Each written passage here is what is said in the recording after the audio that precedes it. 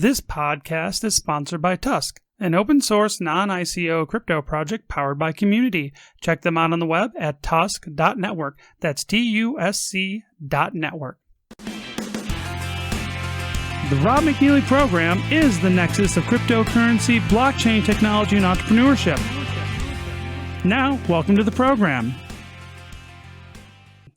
Today, folks, we're going to have a really good show. We are talking to Professor Lewis Dartnell. He is a professor of astrobiology at the University of Westminster in the UK, and he is a best-selling author, and his latest book is called The Knowledge: How to Rebuild Civilization in the Aftermath of a Cataclysm. And I can't think of a better topic or that's more prescient than that is right now. So, Lewis, welcome to the show. How are you today? Hi there, Rob. I'm doing well. I'm self-isolating in my flat in West London at the moment, so I'm not getting outdoors nearly as much as I would like to at the moment. So that means you get less sun than you normally would, I'm guessing. And I'm Less sorry sun, to hear that. less vitamin D. Yeah. Although we live in London, we don't have anything that even remotely approaches a garden or a backyard, but we have got a little bit of terrace on the roof. So we have about 20 square foot of outside space that we've been taking our lunch on, just to get a little bit of the sunlight on a day-to-day basis. Well, I think that's really important because we personally, in my household, we've been self-isolating for approximately 2 weeks now. But even at night, my wife and I are still going for walks in the neighborhood. And if there's somebody else we see, we walk way around them, give them a wide berth. But give them a bit of space, exactly. Yeah. So I've been taking runs along the river, running along the River Thames between the two bridges. But it's just getting busier and busier. I think people are starting to get a bit cabin fever, cooped up at home, and are going out again, which, as we all know, is perhaps the last thing you want to be doing in terms of social distancing. You want to be keeping apart from people and not congregating, even if you're congregating outside. I couldn't imagine what it would be like for people in major cities like New York and London to have to self-isolate like that. I think it would be really hard. If I have a pretty big lot for my yard, and if I couldn't get out there in the sun and work around and the garden we're getting ready for the year, it would be really, really hard. If I couldn't leave the house, I would go nuts. I absolutely would. So tell us a little bit about your background. Yeah, so I'm a research professor. So I'm at the University of Westminster here in London. And my research field, as you mentioned, is in a very new field of science called astrobiology, which is all about looking into the possibility of there being life beyond the Earth. So my actual background in science is in biology. I was at Oxford reading biological sciences, did my PhD at University College London. And what we're trying to do with astrobiology is extend our understanding, our knowledge of life on Earth, of hardy bacteria and the conditions they can survive under, and extending that knowledge to see if there could be the possibility of bacterial life, microbial life beyond the Earth. So in particular, I spend my time thinking about our next door neighbor planet, which is Mars. And could there be hardy bacteria in the dusty desert surface soil of Mars? And if it's there, importantly, how could you detect it? How could you design some kind of experiment or instrument that you strap to the front of a Mars rover to look for signs of life while it's there? So NASA is launching this summer its Mars 2020 rover, and the European Space Agency was due to launch this summer as well its ExoMars rover, but that's had to be pushed back 2 years to the next launch window. But that's basically the bread and butter of what I do. I'm a scientist. I help and hunt for aliens, if you like, in terms of hardy bacteria and fossilized life forms and biosignatures, we call it, on Mars.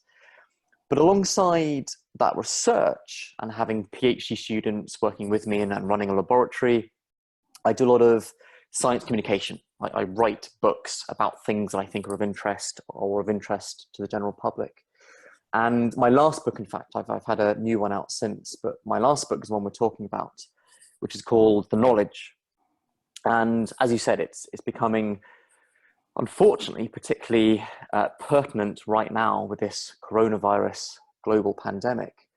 But what The Knowledge does as a science book, so it's not really a prepper book or a survival manual, it's a science book that uses the conceit, uses the premise of some kind of global catastrophe, some kind of apocalypse that pushes the reset button and you are now part of a post-apocalyptic survival community trying to work out how to make and do things, everything from scratch yourself. How does our civilization run behind the scenes, providing stuff for us and making things appear magically on the shelves of a supermarket? How does that work? By imagining that it stops working tomorrow, and then therefore trying to explore all the science and technology through the pages of the knowledge of this book. You know, it's weird. I actually think about weird things like that because I'm just Thought weird. experiments, yeah. Well, you know, I do a lot of that. A little bit back to your, study of microbiology in foreign places. Do you look at things like on Earth, like in Antarctica or seafloor vents or those places to kind of get an idea of the kinds of biological agents or, microbes that live in harsh environments? Yeah, absolutely. So a lot of my work is focused on what we call extremophiles. So extreme tolerance, extreme loving microorganisms on Earth. And these are kind of like survival superheroes. There are bacteria growing at 120 degrees Celsius. So beyond the normal boiling point of water, there are bugs that can still survive those incredibly hot temperatures around hydrothermal vents on the seafloor. Or what's particularly relevant to my studies and the possibility of life on Mars is by going to the most Mars-like places here on Earth. So very cold places, very dry places, like Antarctica that you mentioned, and in particular the Antarctic dry valleys, the McMurdo dry valleys, which is one of the driest spots anywhere on the planet. It's in Antarctica, it's not by the South Pole, but it's not covered in ice and snow. It is incredibly dry, so it's got a Martian-like environment. So I've got samples from those Antarctic sites that I study and analyze in lab, finding how the life survives that environment, and importantly, what signs of its existence it betrays itself with, what biosignatures we can detect. So it's not just places like Antarctica. The Atacama Desert in Chile, in South America, is also exceedingly dry, has a hyper-arid core. We can also look at life that comes from the top of mountains, or very acidic places, very alkaline places, like the Soda Lakes in Kenya, where I grew up. I grew up in Nairobi. So a lot of astrobiology is trying to understand as much as we can about the survival limits of life on Earth. What is the total range of climatic conditions, of environmental conditions that biology can tolerate? I'd love to have a show just on that because I'm kind of a nerd. We can come back to that. Well, my undergrad degree was in geography, so I'm really into earth science anyway, just kind of, as a hobby kind of thing. And we know what, we can come back to this on another episode, but the new book that came out in paperback a few weeks ago is called Origins, How the Earth Shaped Human History, and that is right up your street. That is very much a geography book about how things like plate tectonics or continental drift or atmospheric circulation or the distribution of metals and resources have deeply influenced the human story from our very evolution across thousands of years of the development of civilization and current affairs and the modern politics today. So that's very much geography. We call that's under the topic of population geography, and I took that course in uni. Oh, well, there you go. So yeah, you absolutely. Like books like Guns, Germ, Steel by Jared Diamond, or Yes. Sapiens by Yuval Noah Harari. It's along similar lines. It's kind of big history, human geography type crossover, interdisciplinary type. It's good stuff, and I'm actually fascinated that you've gone back from a lot of academics have a hard time kind of going from the theoretical, really, really narrow and specified niches of their topic, and then being able to extrapolate how that affects the bigger picture. I think a lot of people can miss that in academia. Right. So you actually are kind of cool. I think you're right. Yeah. So tell us a little bit about... Not right that I'm cool, but right that it's important to do that. I do think you're cool, so it's okay. You're very kind. So the book at hand, the knowledge. Tell us about the things that we need to know about to rebuild civilization. Yeah, so this thought experiment of imagine everything has disappeared, everything you take for granted, and how do you start pulling yourself back up by your own bootstraps? How do you get the resources and the materials and the substances that you need to support your lifestyle and that of your society that you're rebooting from scratch, that you're recovering? So in a sense, what I'm talking about in the knowledge is, could you do Minecraft for real? Assuming you're not a prepper, you're not a survivalist, you haven't stockpiled things to keep you going for several years. And even if you are a prepper, things are going to run out in your own stockpile sooner or later. And when that happens, you're going to have to ask yourself a question and know the answer, which is, well, how do I do that myself? How do I make that myself? Where do I go to extract what I need from the natural environment to make these things? So in each of the chapters of the knowledge, I've looked at a different sector, different area of our everyday lives, whether that is the basic chemistry that supports us, or technology for communication, or for transport, or agriculture and where food comes from so you don't starve to death. And the beginning of every chapter is absolute, back to basics, fundamental type stuff. This is what you most need to know in a condensed, boiled down to its essence kind of way. And then over the course of every chapter, we allow that fundamental knowledge to expand and kind of unfurl again, you know, almost like an acorn growing over time to an entire tree, so that over the chapters of this book, we've reestablished the entire network of capability, of scientific discoveries and technological inventions, and how they connect to each other and enable each other to coexist, and redevelop that network over the course of the book. So I've always wondered about weird things in my thought experiments, and I think people listening to this will think I'm really nuts. But like, I think like if I was, you know, in that whole naked and afraid kind of environment, having to start over, how do you make wire? How do you get to making wire? How do you make things precise? That was one of the things that I always was wondering about. Like, you know, how do we make things super level? Just basic precision. Where does it start? Yeah, and it is a cracking question. And I think what most people overlook or misunderstand is that, yes, the Industrial Revolution was about steam engines and coal, and that kind of fossil energy was important for pulling us out of, you know, basically agrarian society into an industrialized, manufacturing, mass-producing, dripping with energy type society we live in today. But there was a lot of prerequisite technology and knowledge you needed that enabled the Industrial Revolution in the first place. And one of those things that we just overlook, it kind of seems boring until you understand why it's phenomenally fascinating, is that idea of precision and exactitude. There was no point trying to make a cast iron or steel cylinder and a piston for a steam engine or an internal combustion engine if you can't make it to within you know, the range of tolerances that allow the piston to smoothly move up and down within the cylinder. So it's not just having the material of steel or the coal as the fuel. You've got to have the basic understanding and knowledge of how to make things accurately. You've got to understand the science as well about, you know, the expansive power of steam. It's that science and technology interacting throughout history, which is one of the things I explore.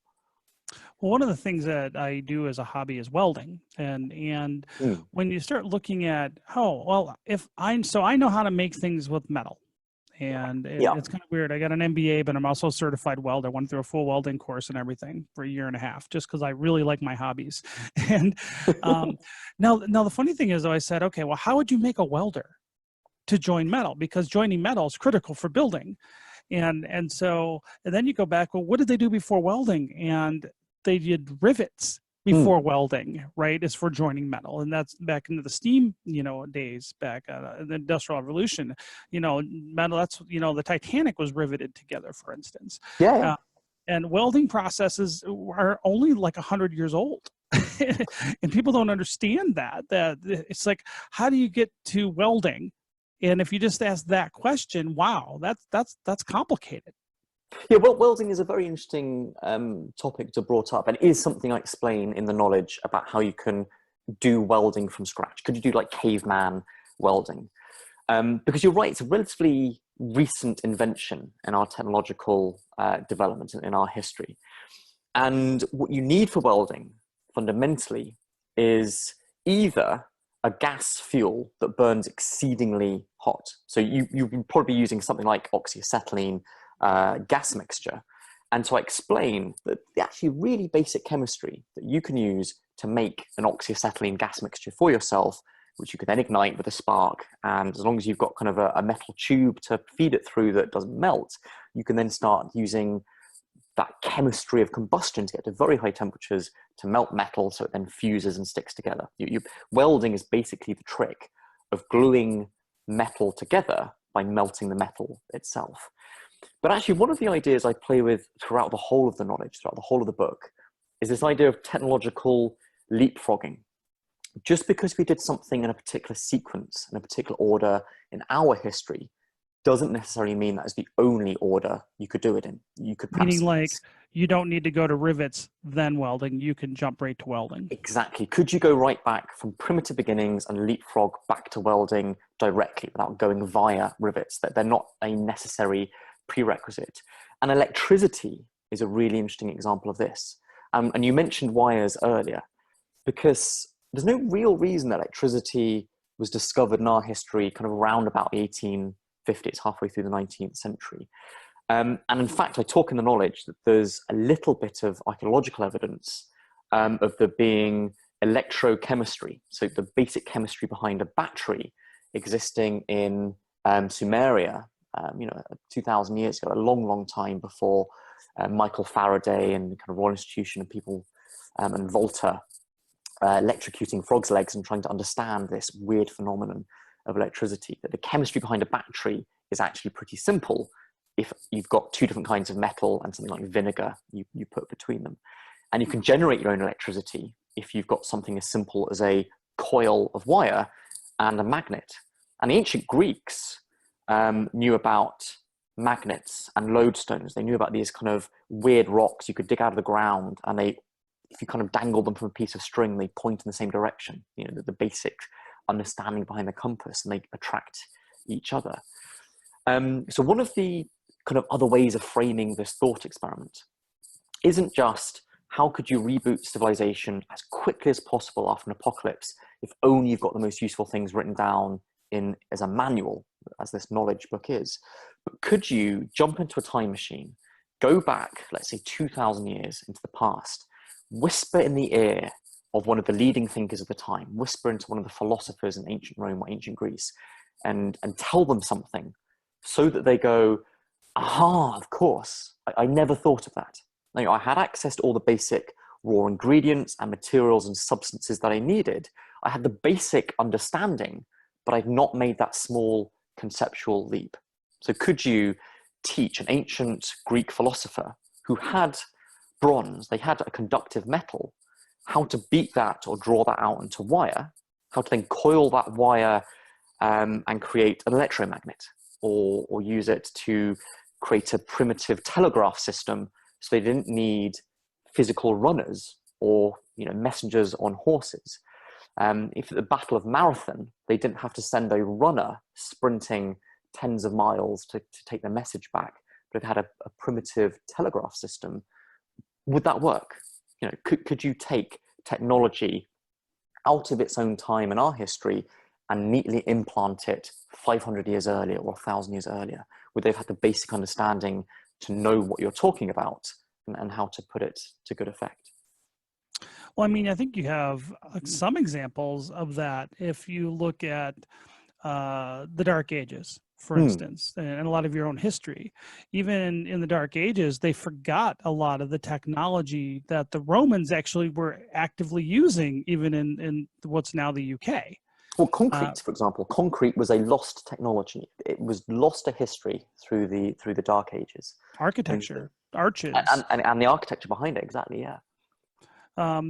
So what would you say would be some of the most fundamental basic principles that people can learn from your book? What would be the things that people should be thinking of?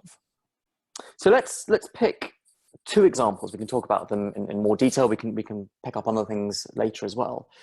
But if I were to, my argument for what is the most useful piece of knowledge, piece of understanding you would hope would never be lost again to history, would never be forgotten after some kind of apocalypse, some kind of break in the historical record. And I would argue that the most useful piece of knowledge for humanity would be the idea of germ theory. This notion, this understanding that the reason people get sick and fall ill and can pass that plague from one person to the next isn't because of bad air. It's not because of malaria, which is the original Italian translation of why people think they got sick. It's not because of some fractious God who is punishing you for your sins. There's a very simple mechanism for why people get sick with contagious diseases. And that's because there are living organisms which are so unimaginably tiny that they are invisible to your eye, but they get inside your body and they reproduce and grow and make you sick. And they get out of your body and you can transfer them to someone else if you cough or sneeze or touch them, and then that person gets sick as well. And in fact, you can prove that for someone as well, rather than just writing it down or chiseling it into a piece of granite as a new commandment to leave the post-apocalyptic society. You can do something even more important, which is explain to them how you can demonstrate this for yourself. This is the very essence of science. It's not just accepting something that an authority has told you. You don't just receive things, you demonstrate them for yourself. And you can demonstrate germ theory really easy by constructing a simple primitive microscope. And all you need to make a microscope that is capable of seeing microorganisms, microscopic organisms, is a rod of clear glass, which you then melt in a flame, using your oxyacetylene torch or using a candle.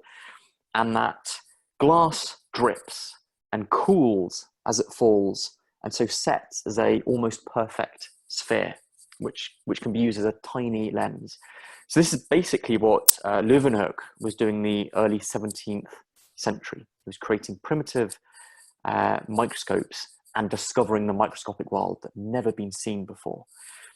But if you use this kind of thought experiment about jumping in your time machine back into the past, the ancient Romans had everything they needed for making a primitive microscope. They had very high quality, pure glass. They were expert glass makers. And they'd even noticed that if you have a vase made of glass and full of water, that things behind it appear to be bigger. They appear to be magnified somehow. But they never made that next conceptual step of, well, how about we try to deliberately mold glass into that particular curved shape to make a lens so that we can see small things. We can design a microscope from scratch. But they had everything they needed to do that. And one of the things that I wanted to do, that I was keen to pull off when I was researching and writing the book, The Knowledge, was to not just treat it as an academic exercise, as a library project of speaking to hundreds of people and then condensing down their background and their expertise and reading lots of books. But I wanted to get hands-on practical experience myself. I wanted to make and do things from scratch myself. And I wanted in particular to do the ultimate Robinson Crusoe experiment, because it turns out that all of the raw ingredients you need to make glass from absolute scratch, you can get on the same beach. You can get silica from sand. You can get soda ash, which you need as a flux. You need to help melt that silica at lower temperatures. And you can get that from seaweed. And you need some lime, which you can get from coral or seashells or chalk. And you grind those up, you melt them together in a kiln using the heat of fire, and you produce a very good quality glass out of that recipe. And I did that. I made glass from scratch in the course of a weekend on a single beach, the kind of ultimate Robinson Crusoe experiment, and how you could make a microscope for yourself if you'd washed up on a desert island. But the beach that I went to wasn't a particularly pleasant one. It wasn't the sort of beach you might find in California or some other sun-kissed part of the world. This was a beach in Britain. This was a beach in Norfolk, which is on the east of England. And it pissed with rain for the entire weekend. I was trying to do this experiment. But I was able to make glass from scratch and therefore, in principle, create a simple microscope that could prove the existence of germs and bacteria, which can then prove the importance of germ theory and why you need to keep your drinking water separate from your human waste, from excrement, about why you should wash your hands during a plague or in general before touching food or touching yourself. Incidentally, that the chemistry behind making soap is also phenomenally simple once you know how, and you just boil some animal fat or some plant oil with an alkali, and you can get the alkali from soda ash, which is the same compound you need to make the glass, or potash, which you can get out of basically just normal wood ashes. So the germ theory is basically to prove, well, that would then increase human lifespan. And so let me, I'm just doing my own brain exercise here, right? So I'm trying to figure out, why would you think that's the most important thing? Let me ask you first. Well, if you've only got like 30 seconds to explain something, or you've got a very limited paragraph of text, you want to get something which is absolutely true, but is also of practical use, it'll actually change your life, it'll help you out. You can't really explain how to make a steam engine in a paragraph. And for the reasons we talked about, there's a whole network, there's a whole iceberg below the surface that you can't see, you actually need to make a steam engine from scratch, or a car engine, an internal combustion engine. But you can condense down to the very nuggets, the very kernel of understanding the idea of germ theory. It's this very simple idea that there's invisibly small things get inside your body. You can also very, very simply explain to someone how to prove that for themselves. And the practical aspect, the application of that, is it now tells you why keeping your drinking water and your excrement apart from each other are important. Why you should always dig a well or a borehole at least 20 foot and uphill if possible from where your cesspit is, for basic germ theory. It explains why you should wash your hands. It gives you the reason behind things that we just take for granted in our modern lives because we're taught them as a child, but we don't really know why. What's the fundamental reason behind the existence of soap or a flushable toilet? Wow, that's actually pretty deep. So, with a wistful, thousand-yard stare in your eyes. And we still don't wash our hands, so go figure. So what would be the next thing? So germ theory is number one. What would be like your number two most important thing that people should be looking at? So germ theory was an example of a nugget of condensed knowledge that you would preserve. You put that in your apocalypse bunker and hope it was never lost to history, that the survivors community could put that to effect and kind of run with this, and it would expand afterwards, like this oak tree idea. And the other example I had was of a physical object, of an artifact, of a tool that I think is the most useful tool you would hope would never be lost again. And this tool is the lathe. Now, if you don't know, if you're not already someone who's conversant with kind of workshops in carpentry or metalworking, a lathe is the simplest machine tool. It is a tool that you use to make other tools, that you use to mass produce and manufacture things. It's one of these fundamental tools that enabled the Industrial Revolution and that sits visibly behind the scenes in basically every piece of technology or object you ever touch in your day-to-day lives right now. And the lathe, fundamentally, is just a flat bed, so kind of a rail you lay down on the work surface. And on one end, let's say on the left-hand side, there is a headstock and a spindle and a chuck that holds your workpiece, the thing you want to work on. And you spin that workpiece. And then from the other side, along that rail, you bring in a tool, maybe a cutting piece, maybe a drill, maybe a boring instrument. Or you can bring stuff along the side of that workpiece as it spins on your lathe. So everything from candlesticks to table legs to baseball bats are turned on a lathe. But also much more fundamental technology for the running of society, like the cylinders and pistons of a steam engine are turned on a lathe. That's the fundamental tool that you need to make a steam engine. And indeed, in our own history, the cylinder of the steam engine is direct descendant from basically a cannon. You make a cannon for fighting wars in the same way you make a steam engine for replacing human labor or the horse for moving things around. And what blew my mind when I found out this, when I was researching for the knowledge, is that the lathe is not only required to make all other machine tools in the modern workshop, the drill press, the pillar drill, or the milling machine. A lathe is also able to make other lathes. A lathe is like a machine that can reproduce like an organism. It's almost like a metallic organism that can replicate itself. And there's a phenomenal example of a machinist, of a metal workshop guy called Dave Gingery, who in the 1980s made himself a lathe from absolute scratch, and then used his lathe to make each of the other machine tools that you need in a modern workshop, and workshops since the Industrial Revolution. So a drill press and a milling machine.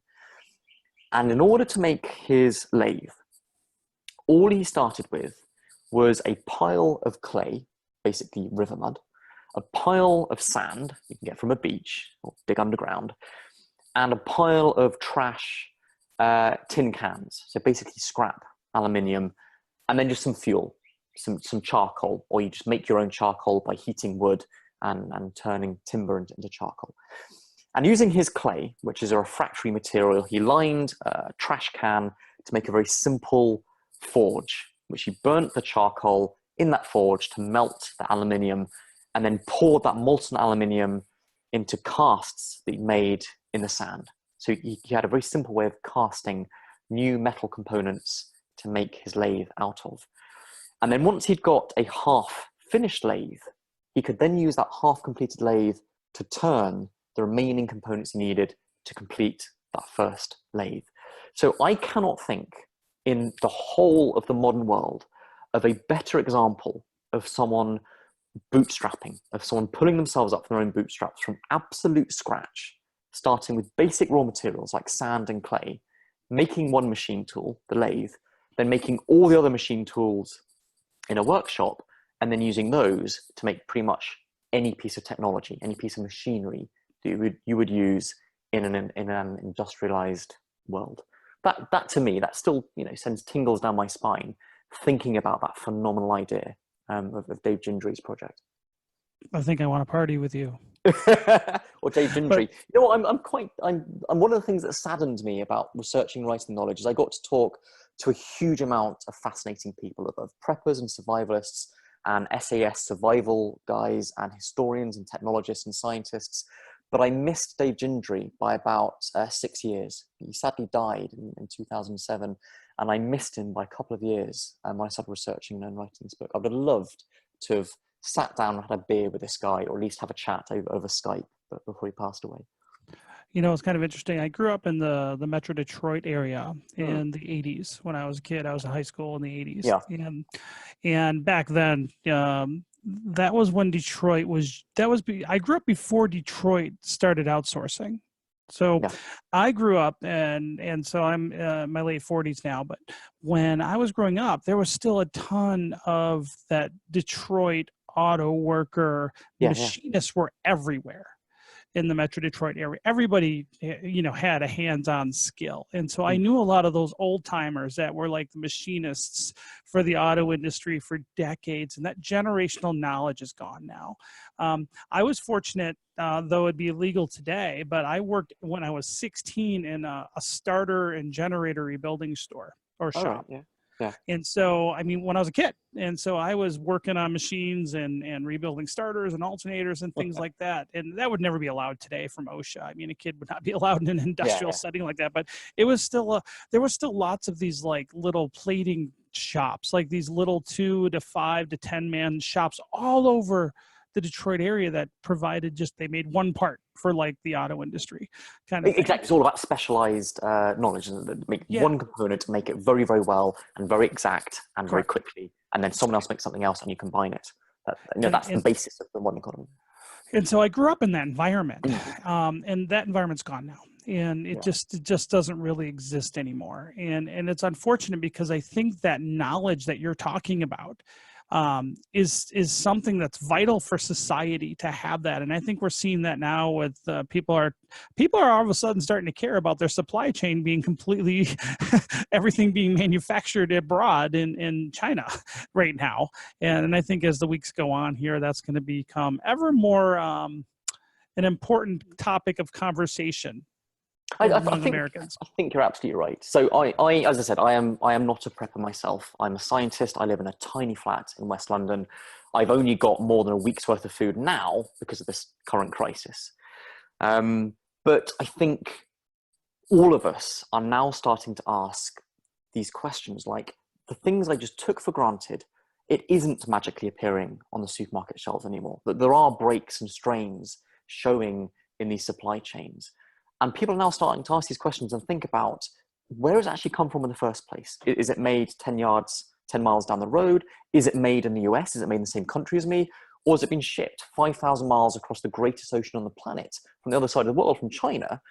And therefore we're going to start having supply problems. And I think this is what I wrote the knowledge for. Like I said, the knowledge isn't really about the apocalypse. It's just using that as a thought experiment to peer behind the scenes and ask where things come from and how it works.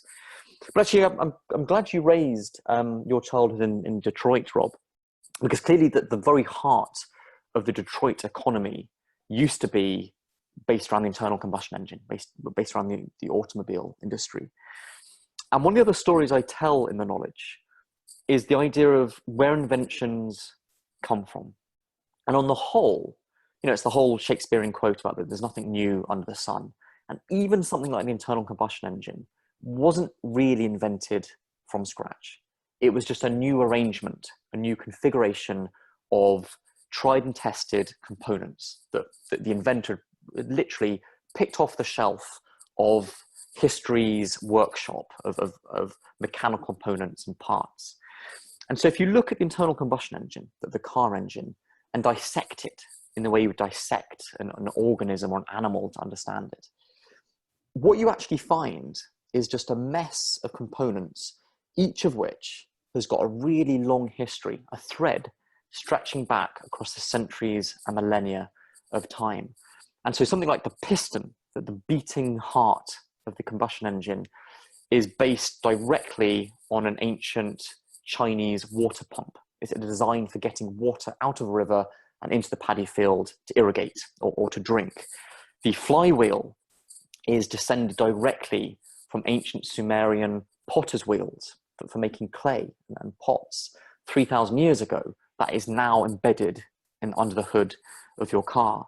And the crank and the camshaft and all these other bits and pieces that make the car engine and made Detroit what it is today have each got these long histories stretching back that have only been recently combined into a particular pattern, into a particular arrangement. And again, I think that's a fascinating idea to kind of play around with in your own head. I think that's all really, really good stuff. So the people listening today to this podcast, they're really freaked out about what's going on today with the pandemic. And so is there anything that you can do to recommend people, at least even just to keep their minds occupied? What would be the things that you would recommend people to do now to make as a whole, how they might be able to contribute to society to make society a little more resilient?